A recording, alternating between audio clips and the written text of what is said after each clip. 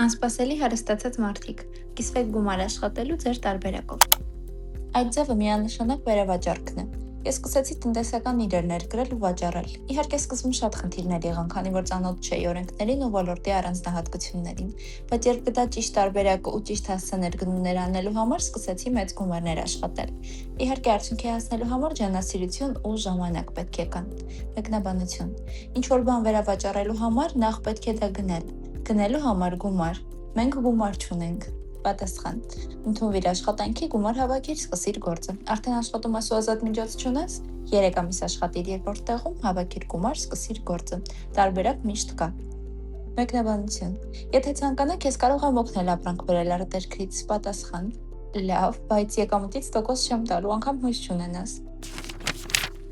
Ես սկսել եմ աշխատել 15 տարեկանում։ Սկզբում ուղղակի աման էի լվանում։ 16 տարեկանում անդամատուցողի գործին ու արդեն այնքան էլ վատ գումար չէի աշխատում, հաշվի առնելով թեավճարները։ Ես հավաքում էի ամեն լուման, որպեսզի 18 տարեկանում նոր մեքենա գնեի կանխիկ գումարով։ Միջնակարգ դպրոցը ավարտելու պահին արդեն ունեի կուտակած $22,000։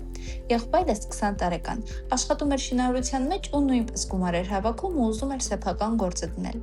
Այդ ժամանակ նա կուտակել էր մոտ նույնքան գումար, որքան եւ ես։ Նա չէր կարող ավելի արագ գումար հավաքել, քանի որ ապրում էր միայնակ։ Մի անգամ եղբայրս խոսակցության մեջ պատմեց մի քանի տեխնիկայի մասին, կցիչ, կառ եւ այլն, որ ուզում էր գնել իր ղեկավարից։ Նա այդ ամենի համար $50,000 էր ուզել, իսկ եղբայրս պատրաստվում էր պակասող գումարը վարկով վերցնել։ Այդ ժամանակ ես վարում էի մայրիկիս հին մեքենան, որն ինձ շատ էր դուր գալիս, ու դրա համար այնքան էլ չէի շտապում նոր մեքենա գնել ու առաջարկեցի ներդնել իմ գումարը, որպեսզի նա վարկ չվերցնի։ Փոխարենը ես դարձա բիզնեսի լրակյաց համասեփականատեր։ Հաջորդող 2 տարին բիզնեսի վերած գումարը մենք հետ դրեցինք դրա զարգացման մեջ։ Հիմա, քանի որ ես լուր գործընկեր եմ, ես բացարձակ ոչինչ չեմ անում, բացի գումար կանխիկացնելուց։ Ի սկզբանե ես հույս ունեի միայն վերադարձնել իմ գումարը, բայց ոչ մի կերպ չէի կարող մտածել, որ այսքան մեծ շահույթ կունենա։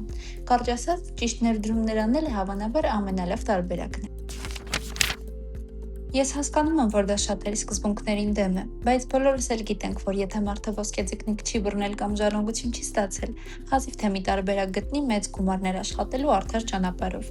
Ես իհարկե ոչ ոքի չեմ դրդում ստել կամ անարդար, երբեմն նաև անօրինական գումարներ վաստակել, բայց կարծում եմ շատ աշխատելով կարող ես վաստակել մեծ առողջական խնդիր, իսկ մեծ գումար վաստակելու համար հաստատ աշխատել չէ, որ պետք է։ Անընդհատ փորձեք, ամեն ինչ փորձեք։ Երբ ասում են, որ Թոմաս Էդիսոնը 1000 չստացված փորձ է ունեցել, մինչև կարողացել է լամպ ստեղծել, դա միգուցե չափազանցված է, բայց միանշանակ մեր իրականությունն է։ Դուք անընդհատ նոր մտքեր եք ունենում, կյանքի կոչեք դրանք։ Իհարկե սկզբում հնարավոր է ձախողեք ու դա նորմալ է։ Այնինչ ես հիմա ունեմ հենց այդ ձախողումներից քաղած դասերի հաշվին է։ Խնդրում եմ, մի արհամարեք ձեր գլխում ծագած մտքերն ու նույնիսկ եթե դրանք ծիծաղելի են թվում շրջապատին, ուղղակի լուռ իրագործեք դրանք առանց որևէ մեկին որևէ բան ասելու։ Ուղում։ Ձեր բախտը բերել է, եթե սա 16-ից 23 տարեկանում եք կարդում։ Դուք ամենայն հավանականությամբ ծնողների հետ եք ապրում, չունեք ընտանիք ու պարտականություններ։ Ուղղակի գործեք։ Սովորեք, ու խոսքն ամենևին համալսարանի կամ դպրոցի մասին չէ։ Ես սկսեցի հարուստների մասին հաղորդումներ դիտելով, հետո անցա հոգեբանություն ուսումնասիրելուն։ Սա այն գործիքն էր, որի շնորհիվ ես կարողացա ուժեղացնել ու զարգացնել ինձ, ազդեցություն ունենալ դիմացինների վրա ու թույլ չտալ, որ ազդեցություն թողեն ինձ վրա։ Սա իհարկե մեծ դեր ունեցավ իմ կարիերայի աճի համար։ Հետո ես փոխեցի իմ շրջապատն ու արդեն երեկոները անգործ երիտասարդների հետ անցկացնելու փոխարեն աշխատում էի ինձ վրա, իսկ ցերեկներն անց էի կացնում միայն այն մարդկանց շրջապատում, ում կյանքից հետագայում համաձայն էի ունենալ։ Իհարկե նրանք հաճախ կրկնակի եւ ավել անգամ մեծ էին ինձնից, բայց եթե դա այն քայլն էր, որի միջոցով ես պետք է դառնայի նրանցից մեկը ու հիմա արդեն երիտասարդները պիտի փորձեին ինձ նմանվել, ուրեմն հաստատ արժեր։ Ուղղում։ Եվս մի բան, պետք է ընտրել երիտասարդ տարիներին ապրել անհոգ ու ուրախ, փոխարեն տառապել ու օրվա հացի փող փնտրել հետագա 60 տարին կամ 5-ից 10 տարի անհարմարություն ստեղծել ինքներս մեզ համար, բայց փոխարենը վայելել եկող 60 տարին կուրորտներում ու ապրել բաղձալի կյանքով։ Ընտրությունը ձերն է։ Աշխատեք ձեր խարիզմայի վրա, որքան շատ դուք դուր գաք շրջապատի մարդկանց, այդքան շատ դես կօգնեն զարգանալ ու այդքան ավելի շատ պատրաստ կլինեն վճարել։ Հարգեք ինքներդ ձեզ, ձեր մարմինն ու ժամանակը։ Անհավատալի է, բայց սա առաջին քայլն է ձեր ֆինանսական վիճակը լավացնելու։ Մեկ ժամը քիչ համակարգչային խաղեր խաղալու համար, բայց շատ է գիր կարդալու համար։ 30 րոպեն քիչ ռիլեր թերթելու համար, բայց շատ է ֆիզիկական վարժություններ անելու համար։ Կամ ուշադրություն դարձրեք, թե ինչ աղբով եք լցնում ձեր ուղեղը։ Ջնջեք այն հավելվածները, որոնք անմիտ կոնտենտով են լցնում ուղեղի այն հատվածը, որը նախատեսված է ձեր աճը խթանող ինֆորմացիայի համար։ Հետևեք նաև, թե ինչ եք ուտում, որովհետև անընդհատ հոգնածության զգացումը շատ յուղոտ ու ոչ օգտակար սննդի դժվարամրսության պատճառով է։ Լրացում։ Ես ինքս մի քանի անգամ ձախողվելուց հետո միայն նոր կարողացել եմ փոխել այս վատ սովորությունները։ Եթե միանգամից չի ստացվում, դա նորմալ է։ Թաշվիղը շատ լավ ոլորտ է կապիտալ ձեռք բերելու համար։ Ես իմ առաջին հիփոթեկով ձեռք բերած բնակարանը հանձնեցի վարձակալության ու շարունակեցի վարկի մարմանը փոխանցել եւ վարձակալության գումարը եւ իմ աշխատավարձը։ Բավական արագ մարեցի այդ վարկը ու արդեն գրավադրմամբ ձեռք բերեցի եւս 2 բնակարան։ Հիմա դրանք էլ են հանձնված վարձակալության ու 3 բնակարանների վարձերն էլ ուղղվում են վարկը մարելուն։ Այսպիսով շուտով ես կունենամ 3 բնակարան, որոնց վարկերը փակված են ու վարձակալության գումարները նստում են իմ հաշվին։